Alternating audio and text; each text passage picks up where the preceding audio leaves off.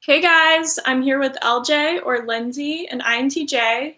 Lindsay, would you like to introduce yourself? Hello, everyone. Lindsay, and yeah, really happy to be here with Emily, and we've connected a little bit through the online world, and yeah, just it's cool to. I was telling her before to meet the people who you started these connections with in a more, face-to-face basis. So thanks, Em. I agree. I think it's cool. I think it's really cool. And I mean, first of all, I don't know if you guys are following Lindsay on Instagram, but she has some really cool photos and stuff. I know you talked about this in your videos, but like for those of you that don't know this, she actually performs aerials, and it is really cool. You like have some really interesting costumes too, I feel like. Yeah, definitely. Yeah.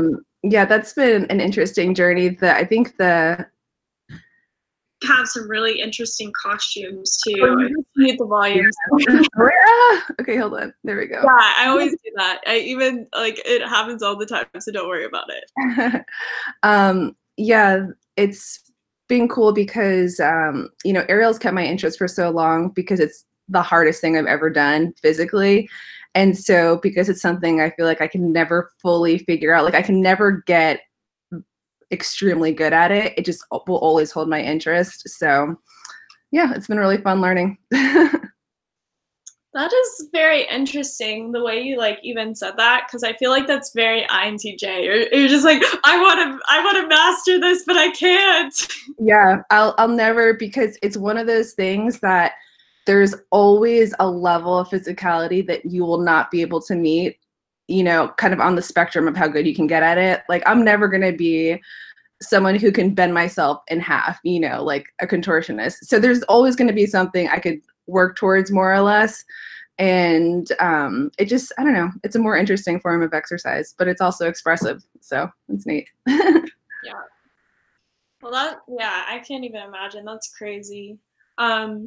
Well, a question I always ask people, and I think it's going to be just helpful. I just like it because it's helpful to see people kind of how they progress and evolve, because I know you're really into personal growth as well. Um, so how would you describe yourself like as a child, as a teenager, and into your early adulthood?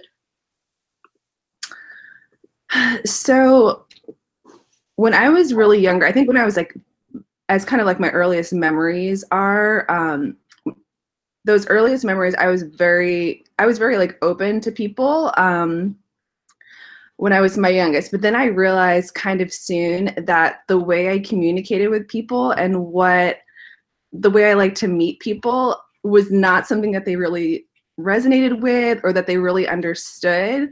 Um, and so I think probably around like that 5, 6 age, I became very aware of like, okay, I'm kind of not like different, but I'm just not meeting people on the same level that they're at right now.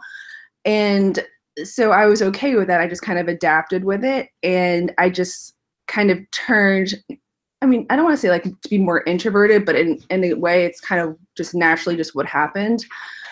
I just, um, I just was okay living my life more independently and more alone because I knew that it's more of an environment I can control. And I just was like, okay, people don't get me where I'm at. That's fine. And I'm just going to live my life in this direction. And I just continued to kind of go that way for, many, many years of my life. And I didn't have brothers or sisters either. So I didn't have that need of like kind of needing to be around people or I don't know, sometimes I hear people who have siblings say that they're used to like a family with like lots of people. Like I didn't. So I was just fine being by myself.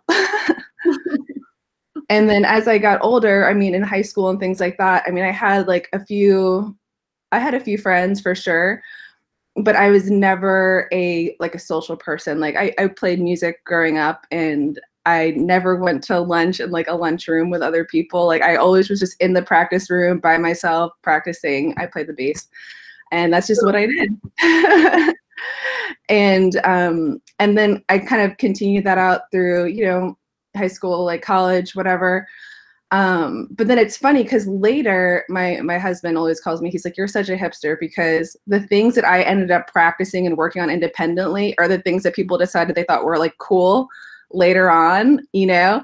And I was like, well, I was just practicing that because that's just what I wanted to do. And then people were like, oh no, that's really neat. So it's just kind of weird how those worlds combined. Yeah.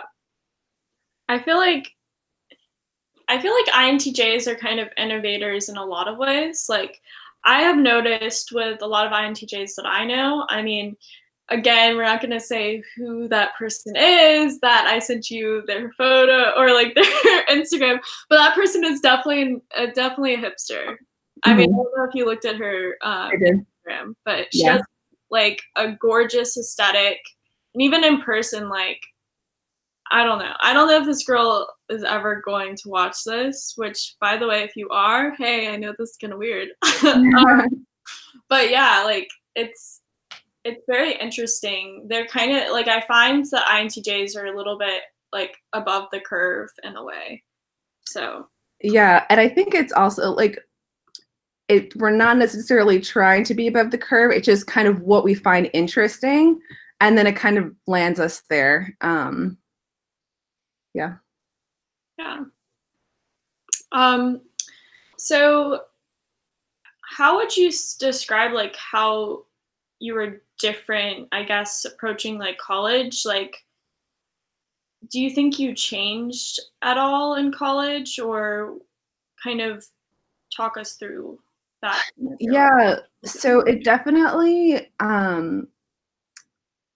I definitely reached a point in, I think, like my human growth where I realized that I couldn't understand how other people really perceived me, and that way, like, and because of that, I couldn't really fear their reaction from what I was doing. Because, you know, when I was younger, I was like, oh, I don't want to go out and like do this thing and whatever. I'm just going to kind of do this to myself. And, you know, you're always kind of concerned, oh, people understand what I'm trying to do. And it's just, you know, I just didn't, I realized that I couldn't understand how people saw me. Like, that's something that I really don't know how people see me. But then I got to a place where I was okay with that. So I think in college was kind of that time where I realized that, okay, I can go and I can do these things in more of like an extroverted energy sense. And people are going to take it how they're going to take it. And I'm just going to kind of continue. I'm not going to be, I guess, like limited to what I feel socially comfortable doing. And there's also the aspect, I think, of a lot of INTJs that we're kind of called to the uncomfortable nature of life. Like, when something feels uncomfortable, I'm like, I should probably try to figure that out, or I should probably try to attack that and learn how to do it better. So I think that's always kind of a driving force in my life too. I think that's actually super good advice for INTJs, is just to do things that are uncomfortable, because I think a lot of INTJs do kind of, especially when they're younger, they kind of are like, well, I don't want to do this social thing because I just don't want to. But they don't also maybe realize sometimes that even though it's uncomfortable and maybe they think they're not going to like it, it may end up like changing them for the better. They may end up meeting people that they actually really connect with. Totally. Yeah, a lot of INTJs will just stay at home in their comfort zone. And I know a lot of INTJs that have trouble making friends, but I think it's also because they don't put themselves out there. And I think that also INTJs can be very intimidating for other people. Yeah. Because, yeah. No, Oh, go ahead. No, I was gonna say, I agree. I mean, I've had people who told me, like, before when we were acquaintances, they had said, or we didn't really talk very much, but we had like some small talk. And then when they actually got to know me, they were like, I thought you were terrifying when I met you. And I was like, what? And it's just, again, it's the whole how do people perceive you thing. But yeah, I don't know. I mean, and it's true what you're saying with not wanting to kind of like go out and be out. like even going out in social situations now, it still feels like death to me. And it's not really something like that. I remember when I first started working this job that I have now, which was like 5 years ago, my boss, the very first thing he did, like my first week there, he was like, we're going to this networking event. And I just wanted to I was like, this is going to be the worst thing ever. And you know what? It kind of was the worst thing ever when I went there, and I had to go meet all of these people at all of these, like, it was like a health and medicine event. And I just had to be introduced to like 70 people, and it was terrible. But the fact that I went through it and survived, I think was a good thing to know that I could. Yeah. And I think that's really like, that's very awesome that you were able to do that, because I don't think, I mean, obviously, as you've said, like, I love the kind of idea that, I mean, I'm probably going to fudge this, but like the way you said, like, I think it was in the FE video, you're talking about like everybody, or let's say even just like the 16 types, each type has like a model that they start with, and then you can use upgrades to make the model better. Mm-hmm. Would you kind of like to describe like what you mean by that, and how that, even though people definitely should watch your FE video, Yeah. what that meant to you? Yeah, definitely. So I really believe that, you know, we're all kind of given this genetic programming that we're born with. And if you don't grow at all as a human, you just kind of stick at that level. But because we're people and we have the ability to think and to learn and to acquire these new skills, that we're able to kind of put these upgrades on our life and make ourselves, you know, a better version of what we originally were. So for me, I'm someone who really doesn't believe in there's a better type, or there's, you know, this is the best function to have, because I think that the ultimate goal is to kind of really round out the functions you do have, really work on your lesser ones, and then really bring some consciousness to the ones that, you know, we don't have. So like I don't have the FE function, but I admire it so much. And that's why I love watching your stuff and, you know, other people who have FE as a dominant function up there in the top 2, because I just see this instinctual nature that you guys have that I'm just like, wow, like I love, like I want that. And even though I will never be able to have it as like an instinct, being able to observe it and apply some of its tools to my life, I think is really cool. And it's definitely helped with some social type situations I've had, even in the past year, when I've like been like, oh, I remember this tool that this person said, and I apply it to that situation, and then it makes it a little bit better than it would have been if I didn't use it. Yeah. Well, I think so. I definitely know in MBTI, like they say that you don't have that function. I think everybody does have all of the functions, but you are like, FE is like the worst for you. Like it's not something that you, it's like you admire it, but it's like, it's just something that, like you said, you're never going to master it necessarily, but it's definitely something to strive towards. Just like how for me, extroverted thinking is something that I struggle with. Put me on the spot and ask me to name some facts and stuff, I'm not gonna be able to do that. Or just like it, like I will freeze up in certain situations. But like I guess it's kind of similar. I admire INTJs for the same reason. Like I think that, so like I did Model UN, and I've talked about this before, but like it was like a simulation team. And I do find that INTJs like to flock together. Like it's just they naturally are interested in the same thing, so they kind of go to the same areas, especially if it's like an academic thing. And so there was a lot of INTJs that, which I definitely think it's amazing that they were doing this, but they were doing these conferences. And I mean, there wasn't a lot, but there was a good amount, like a good handful of INTJs that were interested in Model UN, and they really tried to work on like their speeches and just interacting with people, being diplomatic, and yeah, meeting people from all over the world. But I did find INTJs were incredible at researching, and like, and just being able to formulate sentences with, like, if they actually knew what they were talking about and they knew like the facts, they were like pretty unstoppable speakers. And yeah, it was interesting. I don't know if that makes sense, but I would find even more so that they were good about the behind the scenes stuff more so than other people, especially like the working papers and the research, and like, I don't know, it was like they were kind of dominating those areas, especially where people would just come and flock around and they would write the papers for everybody. Yeah, no, I think it's funny when we put our minds to something. I think it's just that NI. It's like if I set my vision towards, I want to figure this thing out, whatever it is. And I think it's really an underlying tone of a lot of INTJs' lives. Like everything is figure outable. Like you can figure out anything if you really want to and you apply yourself to it. And I think everyone can do this as well. But I think it's just something that's so innate in the INTJ that we just know that even if it's like the dumbest sensory thing, we're just like, I know I could do that if I really wanted to, you know, and it could maybe drive me crazy doing it, but at the end of the day, I could figure out how to do it. And so when we set our eyes on that vision, it's like, good luck anyone trying to stop us, because I will go until I am like losing an arm, like whatever it takes to get to that thing done. And sometimes it looks crazy, I'm sure, from the outside, but it's just so instinctual. Like that's where our instinct is. And yeah, it's really interesting.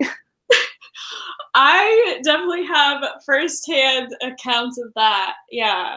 It's like, okay, for example, my friend Danielle, which, again, she doesn't really want, like, I've asked if she wanted to do an interview and she just kind of doesn't want to do it. Even though she has been on the channel, she doesn't want to, like, focus on her. But she is incredibly intelligent. She goes to one of the best engineering schools in the country. And her schedule, like her planner is insane, and she has to like schedule to see her friends, and like she'll stay up until like 4 in the morning or like all night working on homework or just like working through things. But she's just so like dedicated. She's like, this is what I'm doing. And then she'll work at like, I don't know, 5 or 6 or maybe even 4:30 to go to work like in the morning. It's like, you are a robot. You need to simmer down. Yeah, I relate to that so hard. Like that's how my life is, like on a regular.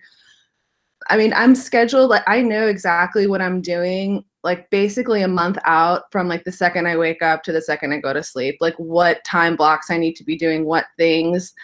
And I think a lot of people don't realize that the efficiency of time is a huge thing also for INTJs, because we know the amount of value that can be put into, let's say, an hour or 3 hours or whatever that is, and using that time to its most efficient way is really important to us. So, I mean, my husband's an ENFp, and when I'm in go mode, he just knows to stay clear out of the way, because it's like that robotic functioning from like the start to the stop. So I feel her. Yeah. Yeah. I feel like, and also I feel like Danielle, going back to this like structure of the face, the person that I sent you, you know, like her Instagram, I feel like her structure is even more similar to yours, but like Danielle definitely, I've actually noticed this with INTJs. Again, this is definitely not the best way to type INTJs, but like INTJ females, I do find that you guys have like very oval shaped faces. Yeah, I've seen that too.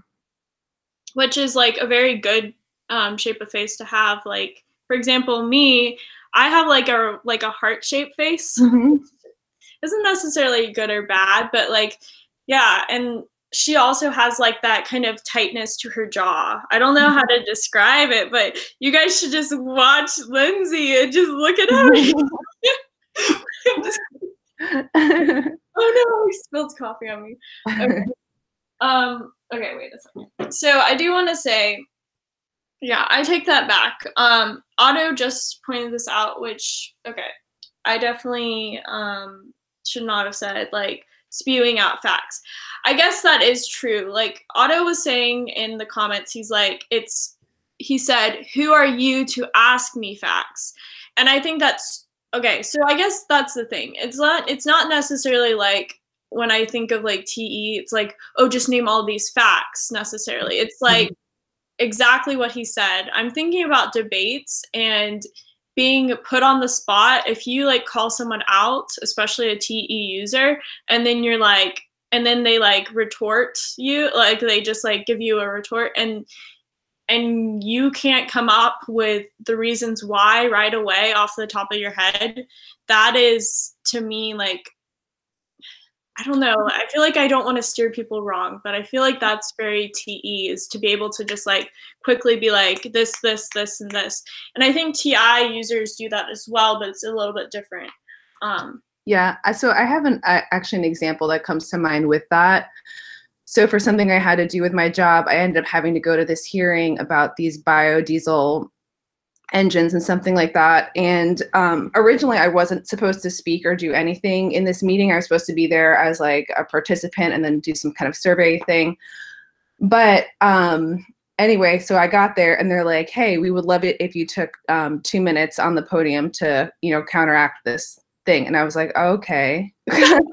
This is like in front of like a full like state. It was crazy. Anyway, so I wasn't actually prepared for this, but luckily I was going after this kind of counter argument of this expert on biodiesel, right? So as he's talking, I'm literally going and Googling on my phone for basically what would be points that would counteract what he was saying for my team's side, basically. And so I was using my NI to be like, okay, these would be the overall points, our overarching points that would level over what this guy is saying, basically. And then figuring out, you know, how to explain that with words. So I was taking some notes anyway. So I went after this guy and I had some of my notes on my phone, but I really kicked the ass of this guy who was an expert on biodiesel with just like a few minutes of, you know, of my note taking. And we ended up, it wasn't only solely because of me, but we ended up winning that side of the hearing for these engine related things. And it was funny because everyone was like, we had no idea you knew so much about biodiesel. And I was like, I didn't. Like, I just kind of figured out what would work in this situation. But I think that's kind of what you're saying. It's like I didn't have those facts on hand. I didn't have the SE research beforehand that I was just like, oh, I just know about these things. But I was able to figure out what I needed to know about those things in that moment. So yeah, that was a really good way to describe it. And I think, I mean, again, I feel like I really need to make a video about like Model UN, because like I don't know if these examples are even really relevant. Well, they're just not relevant to most people, but and a lot of people don't know about like the intricate like background of like Model UN and how big of a culture it is. But it was a huge part of my life, and I definitely saw INTJs do exactly what you said. And that's what used to frustrate the fuck out of me is like, I mean, I got better at this, so I was able to kind of work with that. But like, I would know INTJs that were not in Model UN for a long time, and then they would like, especially in meetings, they would do exactly what you just said, and I'm like, wait a second, this person doesn't even know what they're talking about, but they look like they do, and it's annoying. That's a great way to put it. Yeah. I mean, but I think most times INTJs do know what they're talking about.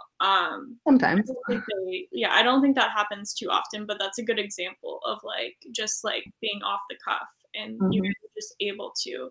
So someone asked, it was actually, let's see, XZ, how did she discover her type? So how did you discover your type, Lindsay? Okay. Like, let's through that. Yeah, I'll give you my little short synopsis. So, you know, in my last video, I had talked about how I kind of went through a traumatic experience with basically realizing, without realizing it, I didn't know how to FE. I didn't know what that was at the time, but I was unable to respond to an emotional situation of someone else because I was so stuck in my head of the logistics of what would make sense logically to do in this moment that I couldn't respond with a human response. So that put me down the track of self-growth to say, well, what's wrong with me and how can I fix it? And so I discovered, well, someone had told me to do MBTI a long time ago, and I never did. And then so I retook an online test, or I took an online test, and actually looked at the profile, read through it. I was crying as I was reading it because I was like, oh my gosh, someone actually understands how my brain works. Like, it was the first time in my life I had ever been like, wow, there's others out there, or this is like a known thing. And that was so trippy. And so then I kind of got into it a little bit more after that. And then I started taking the class with Objective Personality, which is Dave's Superpowers, his online class that they do.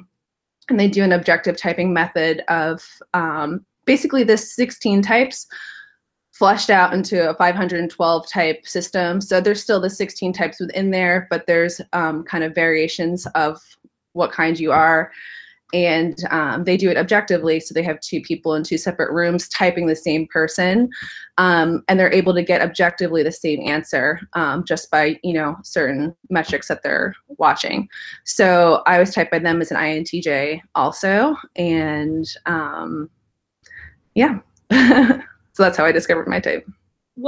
Okay, I'm not 100% familiar with like his typing system, but I do know like some of the stuff. What was your your flavor of INTJ?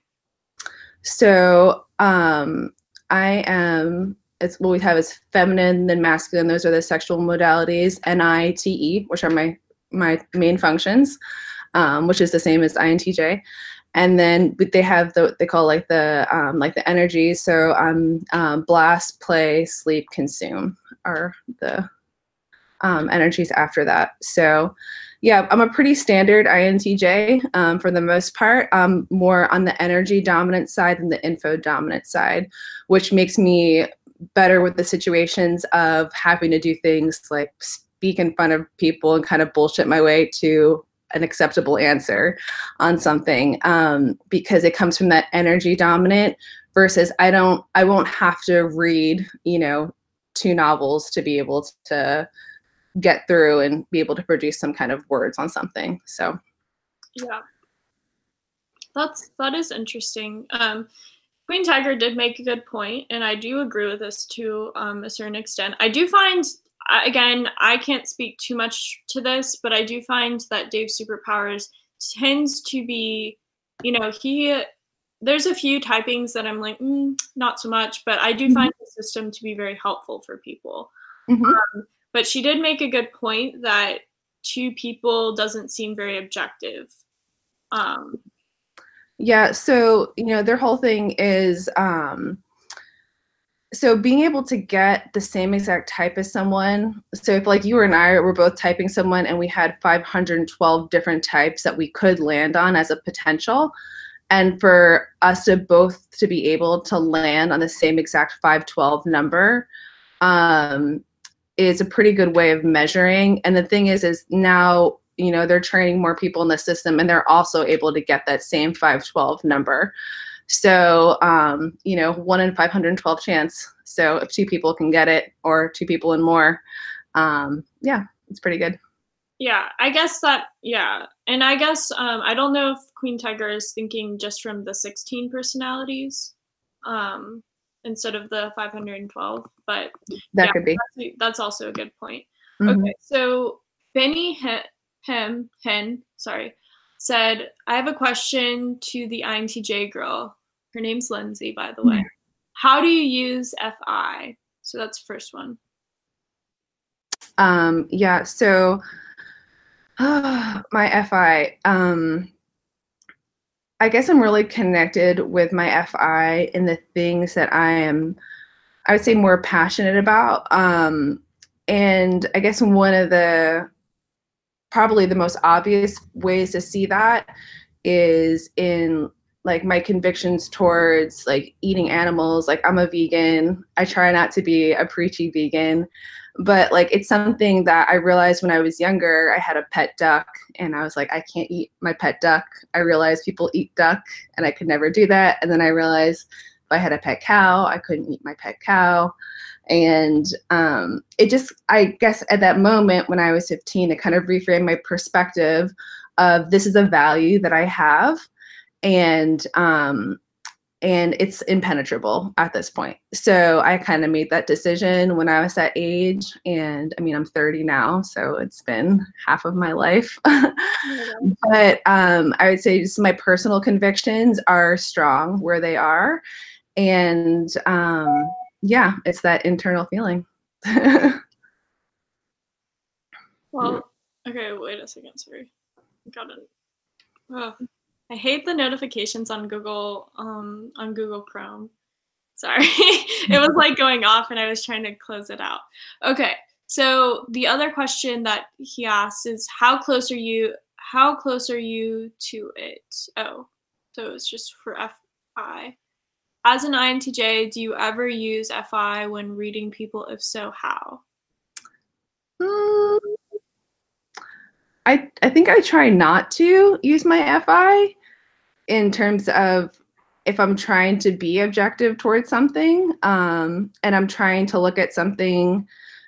I mean, I guess my FI I associate more with my internal biases and how I personally feel about something. So I think in general, I try to, it's always going to be there, but I try to really look at a situation as objectively as possible from a completely outside perspective and really remove biases I may have, you know, towards, because we all have biases, like 100% in all these different areas. And I really try to look at a situation or a person as if it was a completely blank slate, and I was really just kind of observing in that moment and taking in, and not having any preconceived idea of what, well, maybe they did this because, or maybe it was, you know, maybe they really wanted to, like, try not to think about that and just really take it for face value. And because, you know, there's many times our assumptions are wrong and the ways that we feel about people and our biases are wrong. So yeah, that's a really good way to look at life in general too. And that's the thing about like where typology can be a trap for people is like people get so caught up in like their personality type and like, oh, this is what an INTJ should be. This is what an ENFP should be. Like those kind of things that they kind of will kind of go too much into their type and be like, oh, I have to do this. Or yeah, because I value FI, I have to do it like this.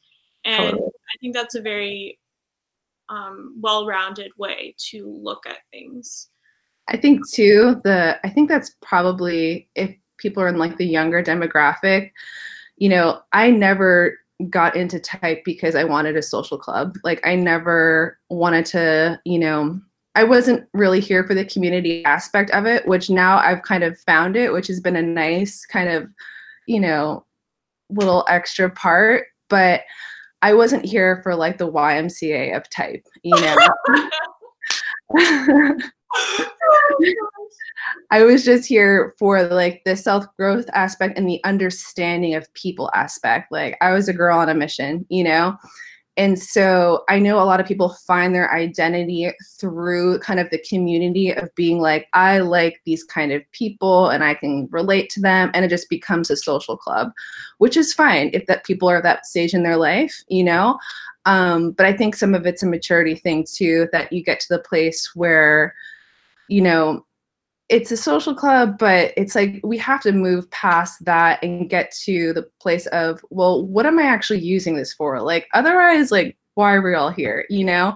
And it's about learning and understanding and then applying these things. So, Yeah, I think, well, that was such a interesting way, the YMCA of like a social club. I think that's so interesting too because I didn't get into typology for the social club either. Even just like Facebook forums, but like I mean, I didn't start this too long ago, like my YouTube channel and stuff, but like when I did, the community was a lot smaller. There was some like OG like MBTI people, and I would watch them, but it wasn't like, oh, I'm like wanting to be friends with these people or something like that. It was like, I just want to learn more, especially like Michael Pierce and stuff. I really wanted to learn more about like different personalities, and like I already had done research before that, and I really just wanted to interact with people in my real life better and like understand people better and understand myself. And I think it is interesting because there are people out there that will even try to get a certain type, or like they really kind of make themselves believe that they're a certain type so they can be in this like social club that you're talking about. And it's like kind of like a status for them or something, which is really bizarre, but I've definitely seen that. And I think it is kind of like younger people, especially. Not that we're old. No. You're certainly not old, even though I like sometimes think of myself as old. Yeah, I think of myself as old sometimes too. It depends. It depends on the company. Yeah. But yeah, that's a really good way to put it. I do think actually, especially now, I think more people have been kind of, at least on YouTube, it does seem like some people can kind of tell which ones are really doing it because they want to do it. And then there's people that are like want to like educate people or just like, you know, share their thoughts. And then it does seem like some people are trying to get into it because of the community. And that's not necessarily a bad thing, but it's just interesting people's intentions. Yeah. So, okay, this is a very interesting YouTube, and what's it called? Username. Gayness Anus said, what's your thoughts on designing software for VR to try to create testing for typology? So I don't know about VR, but I think that there's other metrics that they're going to be able to use for type in not too long. For example, there's this kind of energy testing. One of the platforms is called BioWell. Another one's called CyberScan, where they basically test these energy markers within your body against these data sets of hundreds of thousands of other people. And they're able to see similar markings in these energy readings within your body, and those correlate with things like liver disease or heart disease and like all these different medical things. But they're just basically running your scan against a larger data set. I could see something like that being applied to type in the future, where you basically have a database of people who have been confirmed INTJs, let's say, whatever. I bet you'll see correlations with how certain metrics within these people's bodies and how they react to certain things on an energetic level, that then you could basically be scanned from a device like this and have basically have your type determined that way. That's kind of where I think it would come into play.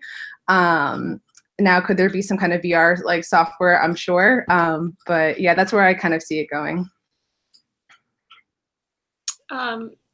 Yeah, I actually got chills when you were talking about that, because like I do feel like that's where things are heading. I know Dario is doing some of that. And he's like doing the scans or whatever, which I'm actually friends with him on Facebook, which is kind of interesting. But he's an INTJ. So Hext said, hi, please announce my name. Hello. Okay. Let's see. Thomas Sazabi. I'm really bad at pronouncing names.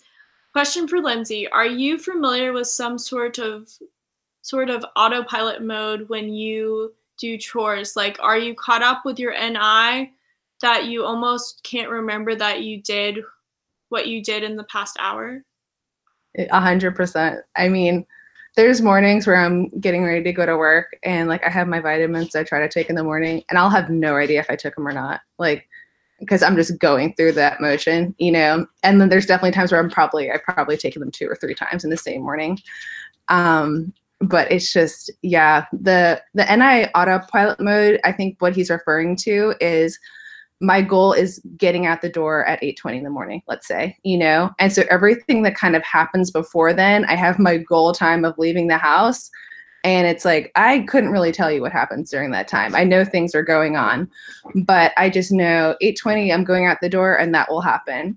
I've actually seen it when I've been cooking before. Like I've known, okay, these 3 things need to come out at the same time. So I need to do all this stuff before. And sometimes that will lead to the sensory chaos of, oh my gosh, I like cut my finger or whatever, because it was so, I mean, I have some stories. They're rough, but I'm just so focused on the goal of this thing needs to happen at this time and it needs to come out like this. And then everything from that moment is just kind of piecing its way to that one end point. And yeah, it's really interesting.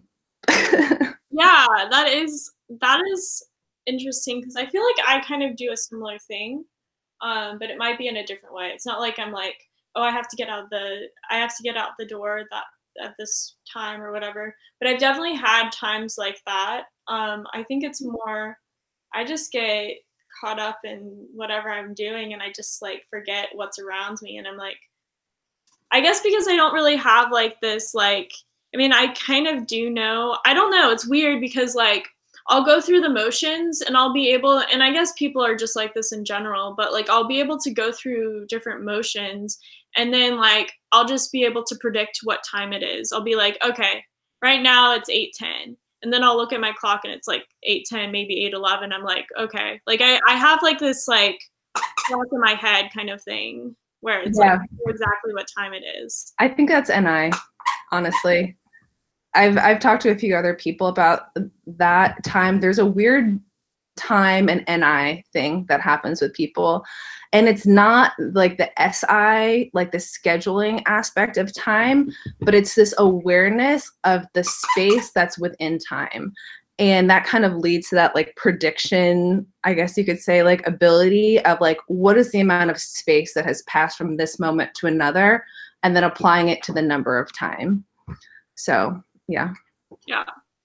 And that's why, like, especially in MBTI, I think that INTJs, because INTJs are like considered judgers in MBTI, even though your primary function is a perceiving function, but your first extroverted function is a judging function. And I think this actually has a lot to do with it. Is kind of an interesting thing is like, I think the reason why in MBTI they do value like the extroverted function more than your primary function is that kind of maybe ability that INFJs and INTJs have.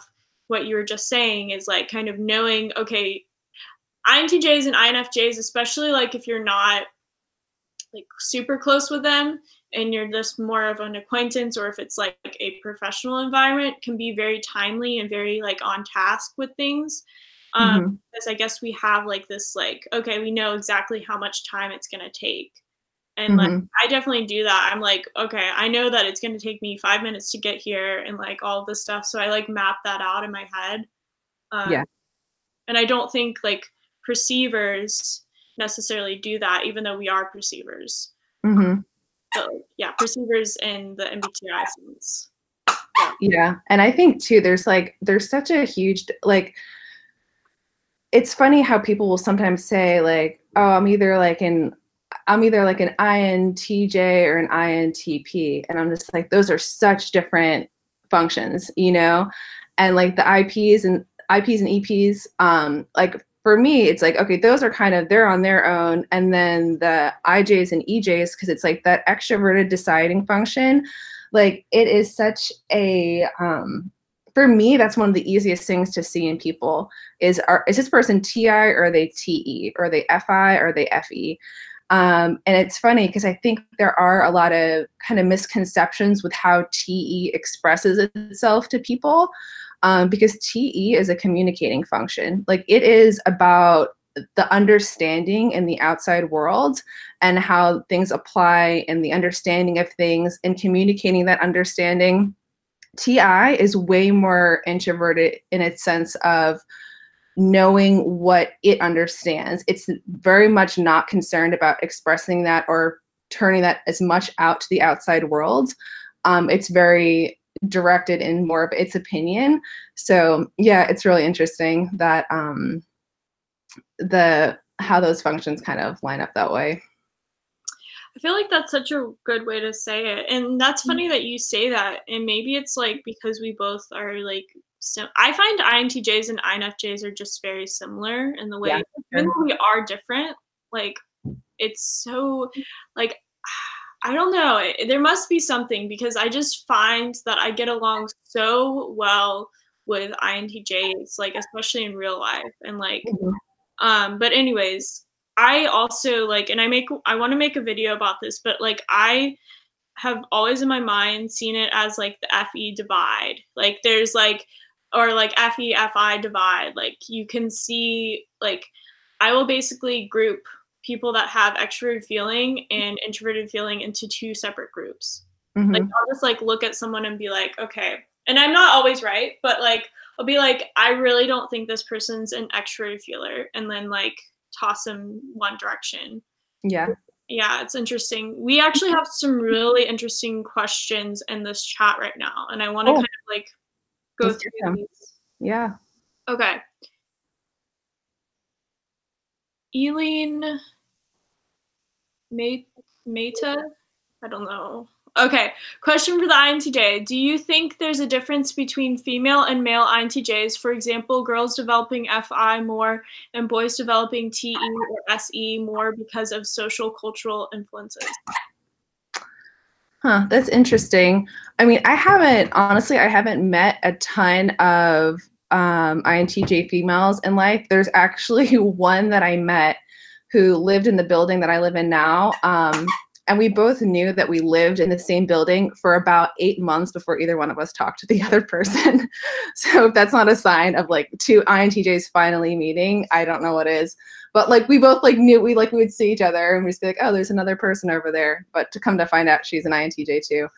But I don't know, like my dad is actually an INTJ. And I would say that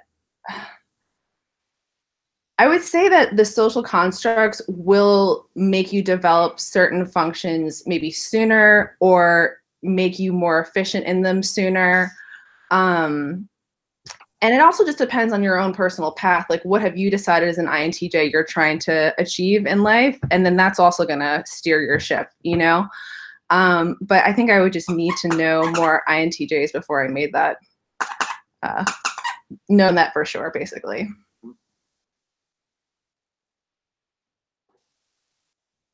Oh, Emily, you froze. Can you still see me? Yeah. Okay, cool. Oh no.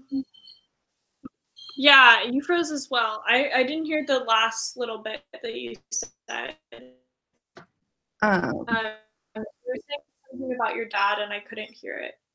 Oh, okay. So sorry. This is the problem with doing oh no, I cannot even see you. Okay. Wait, I can. Okay, good. You're frozen, but I can hear you. Me? Okay. Here, I'll turn off. I can see you now. I'm gonna turn off my let's see. Oh, you can see me? Yeah. Okay. Okay.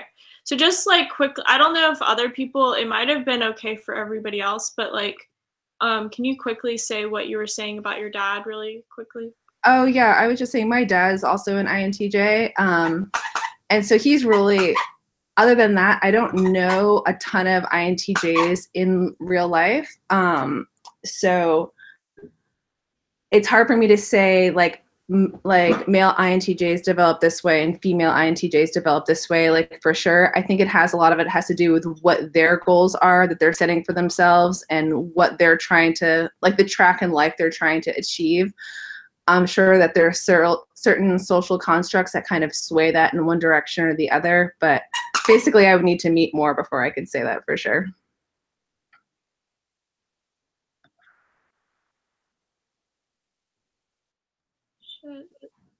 Okay, so something happened really quickly. I don't know if it's still live, but yeah, that was really bizarre. I think Google Hangouts is just having some type of problem. or maybe it's YouTube, but let's see. I see. that was really bizarre. I think, okay, so we're still live. Good. Okay, cool. That was really bizarre. Sorry, guys. I know yesterday I was, I don't know if they can still see me, but yesterday I was, what's it called?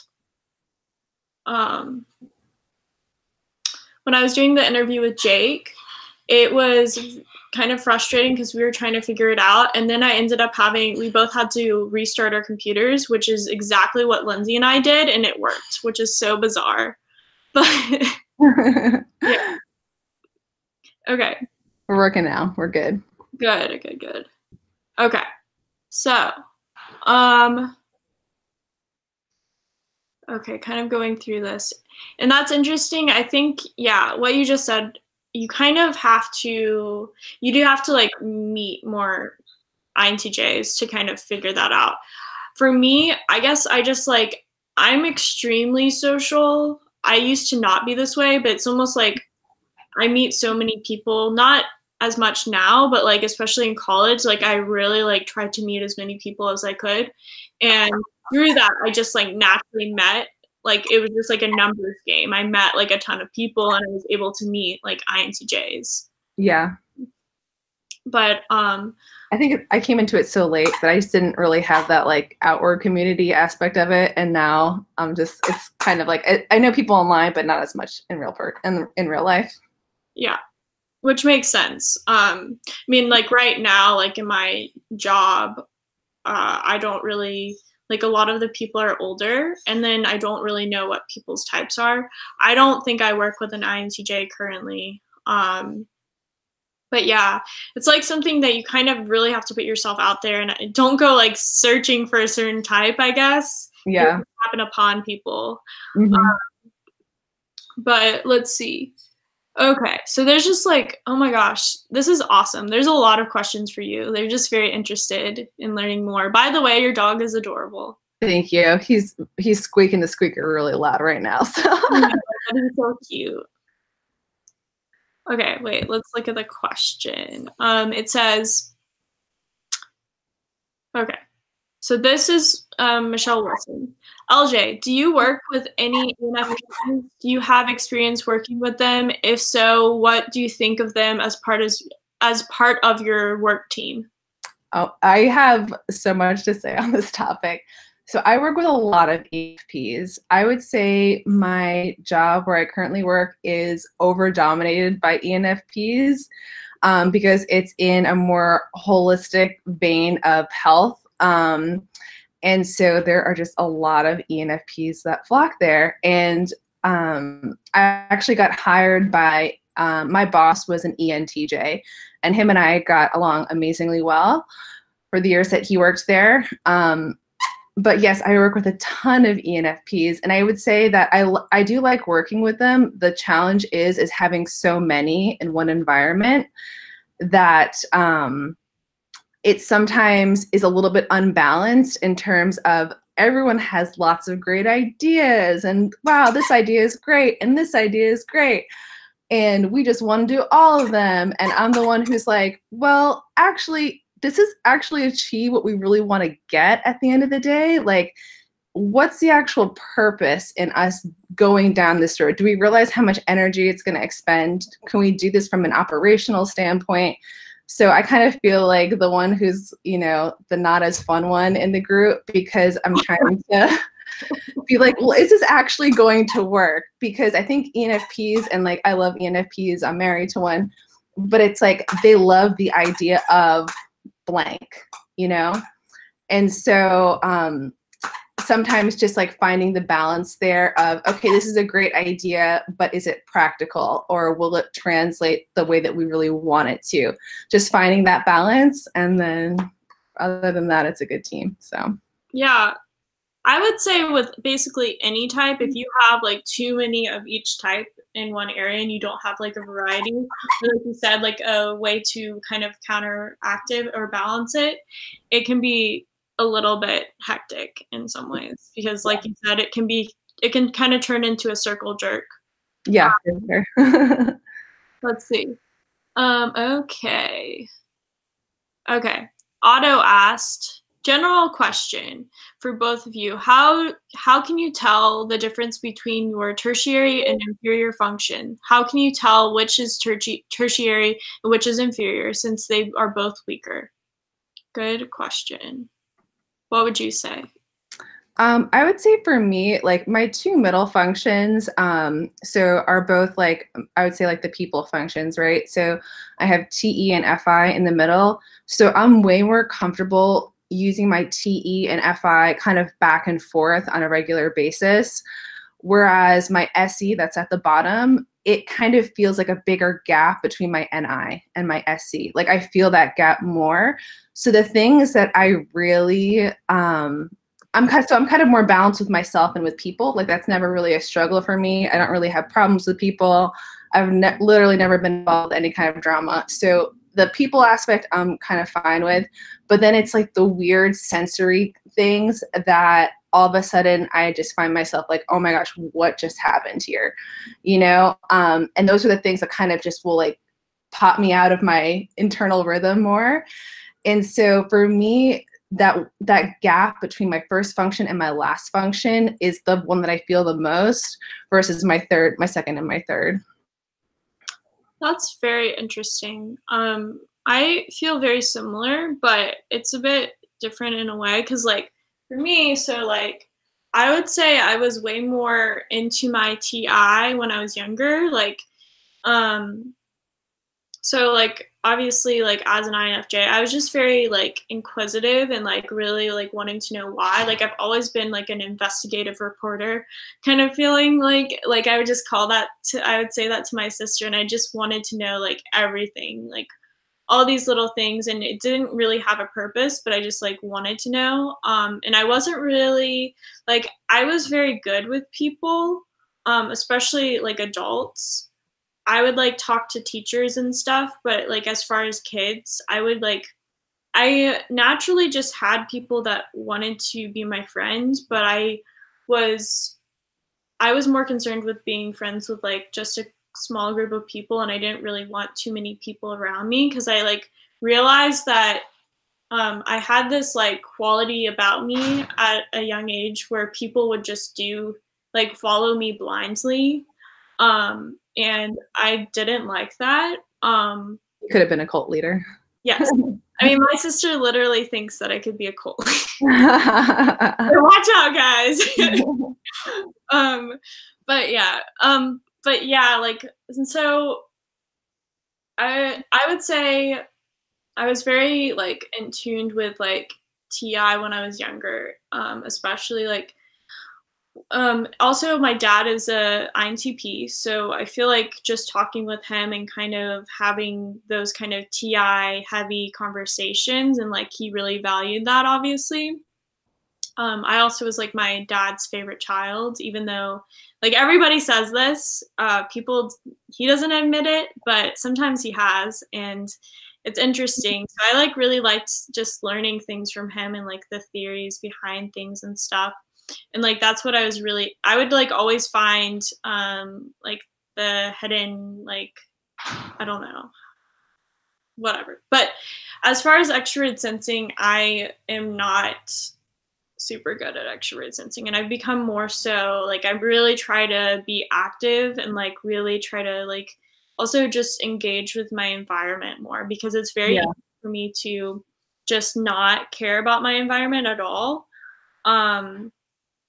Or like just not be like aware. I'll just be in my head like walking, especially when I was in high school or like before, I would just walk down the street and I would be so in my head thinking about something, and I would just like not see anybody around me, like unless they engaged with me. And like even if they did, like if someone said Emily, I probably wouldn't turn around just because there's so many Emilys.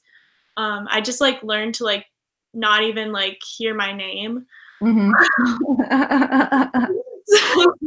needs that sensory? Like, who cares? But yeah, and so I think I was always like I've never been super good at sports. I was always like a good like runner and stuff like that, and like I'm good at certain things, and I've always been like competitive in things, but like I definitely was. It like takes me a little bit longer. Like I find with me, and maybe you relate to this, but I feel like I'm a lot slower as far as like learning physical things. Yeah. But once I learn it, I'm like really good at it. But like it's like for a very long time, it's almost like I'm like right here, and then like somehow like I'll just go like that. Like it's just like yeah. Yeah, and I think that's like the NI understanding aspect of it. So like I think that a good example I have of this is you know, people will see me doing aerial and they're like, "Oh wow, you're so good at extroverted sensing." And I'm like, "Yeah, that's because I put so many hours of practice into it." And I tell them about how, you know, I worked on one trick for an entire year. Like there was one trick and I worked on that one thing for an entire year. And the thing was, is sometimes I would get it, sometimes I wouldn't. And there was no kind of I wasn't consistently getting it because I didn't understand it yet. And what it took me doing is I would always videotape myself and watch it back. And it took me slowing down my video to the slowest setting to actually see that I thought I was turning one way, but I was actually turning another way. And I was like, oh my gosh, that was the missing piece. You know, that was the missing sensory. That was I couldn't understand it in my head because I didn't know what was happening in reality. And so I think people who have extroverted sensing higher, they understand it in reality and they don't need the in the head portion of it. But for me, if I don't understand it in my head, I can't get it in reality. So kind of a backwards way of doing it. And like you said, sometimes it takes a lot longer to learn something. So, yep. Yeah, I think that can be very frustrating to a lot of people. Like that are seeing. And I think actually, so like, even though like I think it's different for INTJs though, like even though you are still kind of working backwards, like you said, but like you're better at like, I think INTJs are better at hiding that fact. Mm-hmm. You're better at like making it seem like you're not that way, but you are.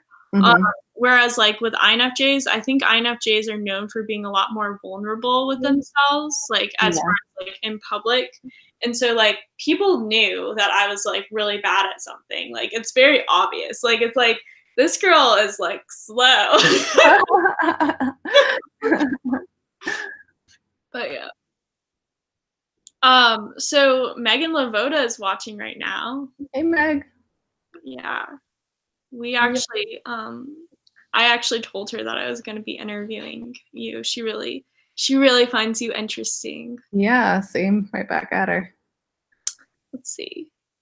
Okay, there's just way a lot of things. Okay, actually I'll do Megan's question. Megan Lavoda, I'm curious how you both use SE and how much planning involved before you act. This is kind of going into just what we were talking about. Are you ever comfortable with just doing it and trusting you will find momentum? Would you like to answer that?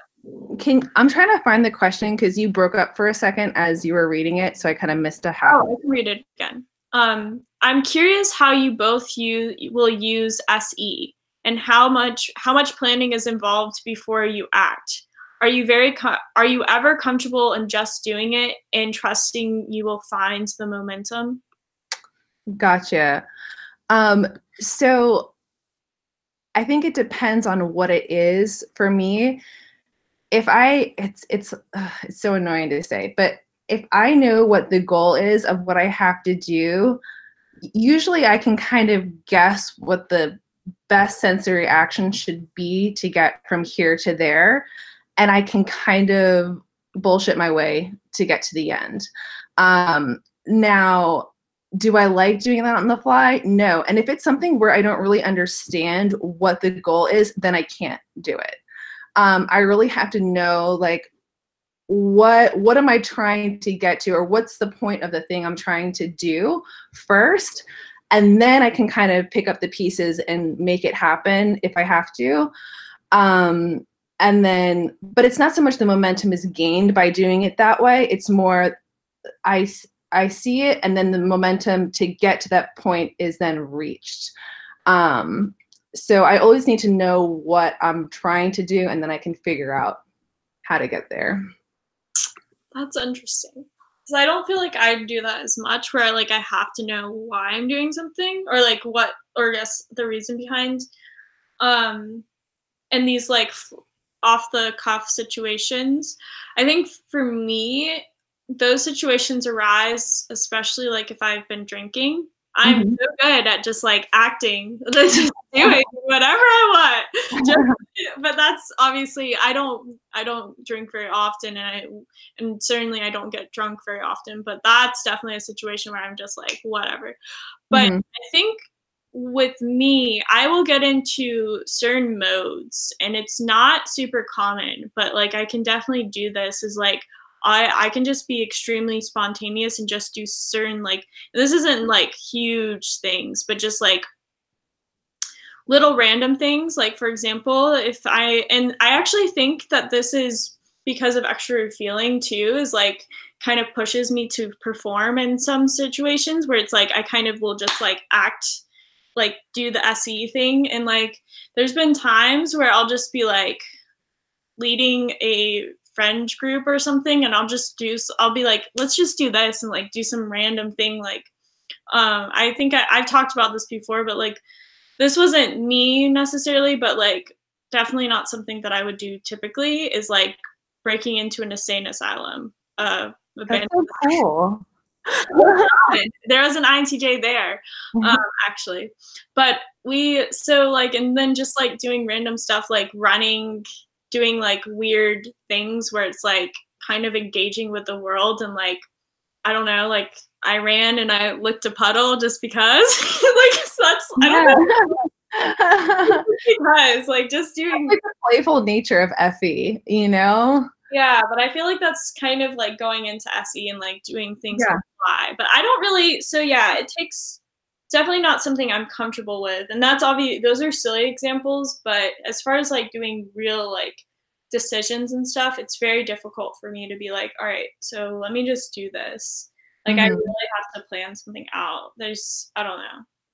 Yeah. No, I think that's really good what you said. Like I see like the SE and like the FE there of that like it's almost like you're doing SE because it's different, you know? You're doing it because like, oh, this is not my normal. And like let's just have fun doing this thing that's kind of uncommon, you know?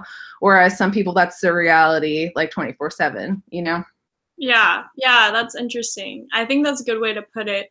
Also, I like to play this game where I'll get like a hair tie Mm-hmm. and I'll go out like in a situation just like public, especially like if it's like a bar or club or something, and you have to do it with, like one other person. It doesn't really work with other people. And you don't tell anybody what you're doing.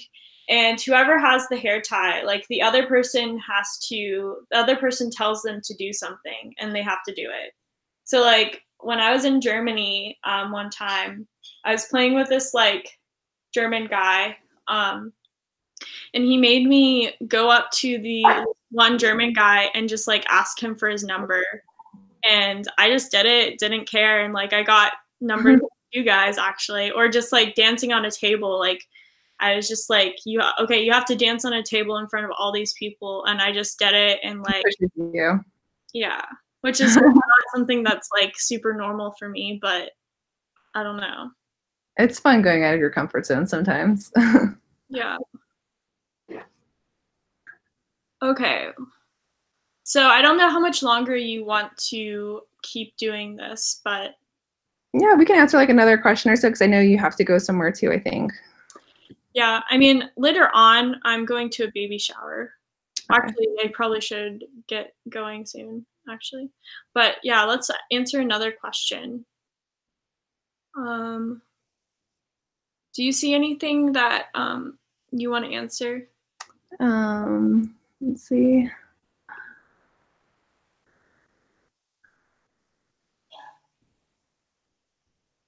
I'm glad that people are making conversation with each other. Yeah. Let's see, do I use my FI in creative activities? Yes, for sure. I think my FI is one of the only kind of ways that connects me to creative activities, I would say. I actually really envy people that have like NE and like NE and FI like in the top of their like function stack, because I feel like those two together are just the framework for amazing artists. Whereas it's hard for me to be more kind of innovative, I would say, with my ideas. Like I'm more strategic with my ideas and I'm not as creative, I would say, in a normal sense. Whereas you see people with NE and FI and they're just like, they'll find the weirdest thing and just turn it into the most amazing thing. I'm like, that was a wonderful expression of whatever that was. And I really appreciate people who are great at different art forms and things like that. But I feel like my FI is my main way to kind of tap into that. And yeah, I try to use it when I can. Yeah, I've noticed that with certain INTJs as well. So, okay, I guess, do you have any final thoughts or just things maybe something that you want to just say that you think would be interesting or like encouraging to INTJs out there? I would say to other INTJs out there that I think that one of the biggest things about being an INTJ is just like really realizing that, I don't know, I guess it depends when you discover a type, because for me, I didn't understand that other people had my same brain framework until much longer in life. Like I was, 28 before I discovered this stuff. And so I went all those years being really feeling alone in my head and just very separated from the rest of the world. But I guess knowing that other people actually understand things the way you do, not just like see things the way you do, but actually go from A to B the same way that you do is just so freeing to know, because I felt like my whole life people would be like, I see what you're doing and I think it's so fascinating, but I just don't understand it. And I think that was one of the things I heard most kind of like growing up and, being around people when I was. And it's funny, when I was 22, I had this girl tell me, she was like, Lindsay, I don't really understand how you do the things you do. And I just, honestly, I just can't really relate to it. She's like, you're just a unicorn. It's so funny because there's that whole INTJ unicorn thing. She's like, and I can understand a unicorn. So that's what you are to me. And I was just like, okay, that works. But the fact that, just knowing other people understand things the way you do, and yeah, just keep growing. Yeah, that is very interesting. And I actually was surprised. I mean, not so surprised, but I was pretty surprised how many INTJs even commented on the video that I made about why INTJs are awesome. Mm-hmm. I think there is like a weird stereotype that they're just like these like cold people that like cold robots, and a lot of people don't like know a lot of INTJs, so they're just not, they don't know them on a personal level and they don't understand them. Mm-hmm. But yeah, that was interesting, getting people that were like, wow, you really understand me even though you're not the same type and stuff, and like actually was a huge compliment. Yeah, I think that the fact that someone took the time to understand you is really, like, I think it hits us right in the FI to be like, wow, someone cares about us on a, on something deeper than a surface level. Yeah. Yeah, that's,